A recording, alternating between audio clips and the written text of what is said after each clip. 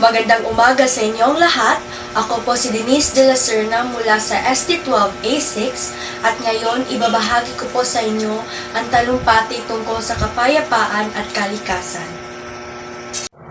Kaibigan, alam mo ba kung ano ang nangyayari sa ating kalikasan? Alam mo ba kung ano ang daloy ng mundo ngayon? Ang kalikasang napapaligiran natin ay napupuno ng pang-aabuso at pangungulila.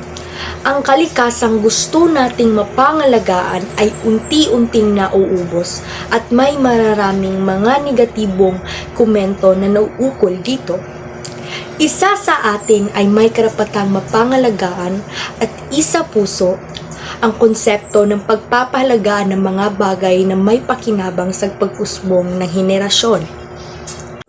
Ikaw, ako, tayo ay may pakinabang para sa magandang kalikasang nais nating makamtam. Ang kalikasan ay humihingi ng tulong sa atin para malutas ang suliraning hinaharap ng mga tao ngayon, gaya na lang ng polusyon at kahirapan. Bilang isang mag-aaral, dapat tayong maging alerto sa mga negatibong epekto na nangyayari sa ating kalikasan at bigyan ito ng pansin para maiwasan ang mga maling interpretasyon, walang maayos na epekto, maling plataporma at maling paggamit tungo sa pagpapahalaga ng mundong ginagalawan natin ngayon. Ang henerasyon ngayon ay nalulong sa pag-usbong ng teknolohiya.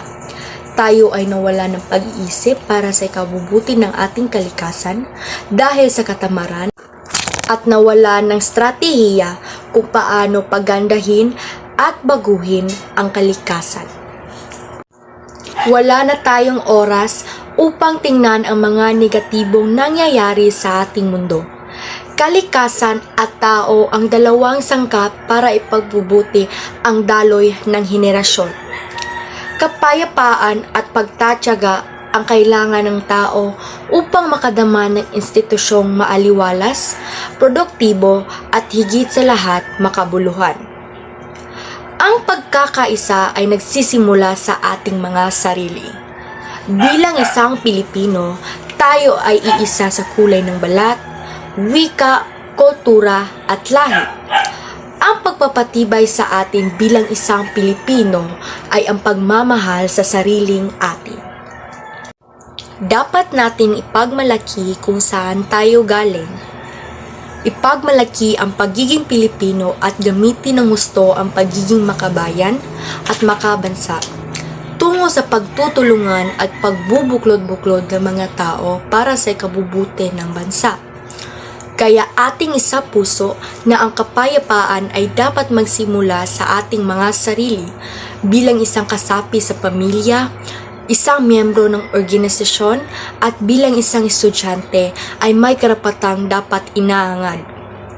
Turuan natin ang ating mga sarili na gumawa ng tama upang maipatakbo natin ang ating bansa ng mas pormalado at matiwasay. Ako ay naniniwala sa isang kasabihan na it should be on us and let's find peace in each individuals. Itatak natin sa ating mga sarili ang pagpalaganap na pagmamahal at hindi puot ang takbo ng isip. Kaya ang talumpati kong ito ay naglalahad ng positibong pananaw na dapat nating gamitin para sa inaalagaan nating bansa, na dapat nating isa-isip at isa puso ang kahalagahan ng magandang kinabukasan.